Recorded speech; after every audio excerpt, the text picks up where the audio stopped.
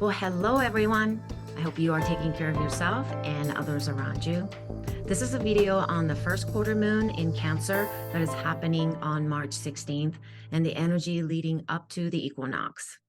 This first quarter moon is such a significant moon of the year and an important period of this year because it is happening right before you welcome the equinox and before you really start to feel the eclipse season energy. Eclipse season is like a birthing process, and this week into the first quarter moon is the gestation period. And from this weekend into the equinox, you're going to start to feel the labor pain. This could be challenging for many of us because the moon energy is pulling us toward the inward looking or the introspective energy of the eclipse. It's like the ocean tides pulling us. You can't fight that force, right? And if you've ever been pulled by the ocean tides, you know what I'm talking about. Whether you are ready or not, this eclipse train is leaving soon from the platform, and all of us are on that train. So you want to take care of yourself, especially during this quarter moon. That's this weekend into Monday, Tuesday. My name is Masami Covey. I'm a health intuitive, functional nutritional therapist, and a moon enthusiast. I lead women in rediscovering the wisdom of living with the lunar cycles during and beyond menopause. If you're interested in lunar cycles, learning about moon wisdom and how the moon impacts various organs, systems, hormones, and even fascia, please consider subscribing to this channel. Okay, let's get started with today's video. We're adding light from the right side of the moon, so many of you will be feeling the right side of your body more as well. Especially if you are in menopause and post-menopause. You can call that right side masculine or doing energy or being more outwardly expressing kind of energy. But in this yang energy, you may find yourself caught up in high expectations of yourself and others and start to find your brain being overactive, and do energy is going to start to kick in. And maybe some of you are already experiencing some sleep disturbances, even though it's not even close to the full moon, which I am already experiencing some. If you have been paying attention since the new moon and the video I did, you can feel the shifts as the energy of the sun begins to increase, and the moon is reflecting that light more. Think of this period of the moon leading up to this first quarter moon, going from pianissimo, where the music is played very softly and gently, to crescendo, where the notes gradually increase in loudness. Just like in music, we live in the ebb and flow, waxing and waning that we are a part of. It's called dynamics in music, and it's called lunar rhythm in moon language. So reflect back to last weekend when we had that super new moon. Then fast forward until now. I hope you can feel the gradual adding of that sounds or the light.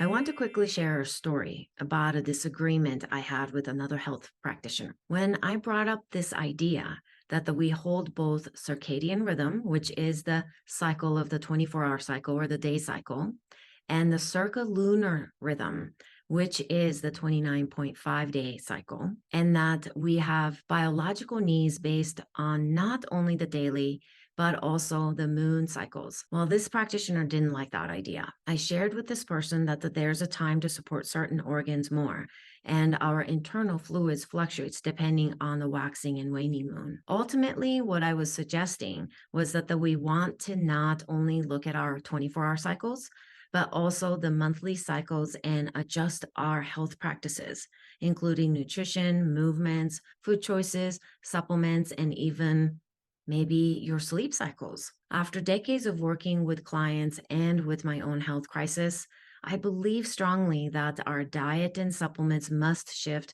with that ebb and flow of the moon cycle, which is the lunar cycle, the circalunar rhythm. And you will feel this more as you enter into your menopause and continue with the journey of being post-menopause. But again, this health practitioner said that this will confuse people too much. It's not just this practitioner person though. We're still looking at our biorhythms only from the 24-hour cycle and not pulling back enough to see the monthly, seasonal, and even yearly cycles. And the health world is still recommending everyone to repeat the same thing: medication or supplements or diet, basically every day the same, as if we are the same person every day of the month, every year, and continuously to be the same. By the way, if you want to learn more about the monthly moon cycles and how that impacts all of us in our biology and physiology, I'm offering a masterclass in April. So please check out the link below. And for those of you that have taken my Moon Wisdom course in the past, you'll be learning totally new things because I will be adding more nuance to the ways that menopausal and postmenopausal women follow the moon rhythm. I'm evolving my understanding of the moon's influence as my biology shifts, and I want to share how I'm now connecting with the lunar cycles. Back to this first quarter moon in Cancer for a moment here. This quarter moon in Cancer creates more encouragement to shine your light, like germinated seeds begin to reach for the sky. You are waking up and ready to shine. You can feel the pull also toward the light and feel your outward expressions more. There will be an increase in your abilities to articulate. You'll certainly be able to convey your thoughts and needs better during this time. But here is the pitfall when the moon is in Cancer. You can really get stuck in what I call the cows. So C stands for could, O stands for ought, W stands for would, and especially the last S is should. So the could, ought, would, and should. Here is what I mean by this. You will feel the pull to be there for your family and friends over this next week or so. You'll feel that you should give your time to supporting others more. You may even feel that you ought to express your love and care more to people around you. And it's easy to put incredible pressure on yourself, trying to accomplish everything you are putting forward. This will create additional anxiety, and the stress will take a toll on your biorhythm and biology. So first, review the reflexology points I shared with you for your solar plexus during the super new moon video. Because when the moon is in Cancer, the moon influences our stomach and the third chakra. I will put the link below so you can check that out again. Second, take a moment and adjust your inner music dynamics. Are you jumping from pianissimo to fortissimo, where the music suddenly becomes very loud? See if you can install an internal dimmer switch that you can gradually add light to. Just as the moon is gradually reflecting the sunlight, try adding light to you and follow the lunar rhythm. My personal life and my clients' lives are changing so gently and beautifully because of living with the wisdom of the lunar cycles. At my age and with my second act of life, I am more interested in this gentle, gradual, but profound ebb and flow. I hope you can notice that too and gradually add light as you head to the first half moon in Cancer and into the equinox. And let me know your thoughts.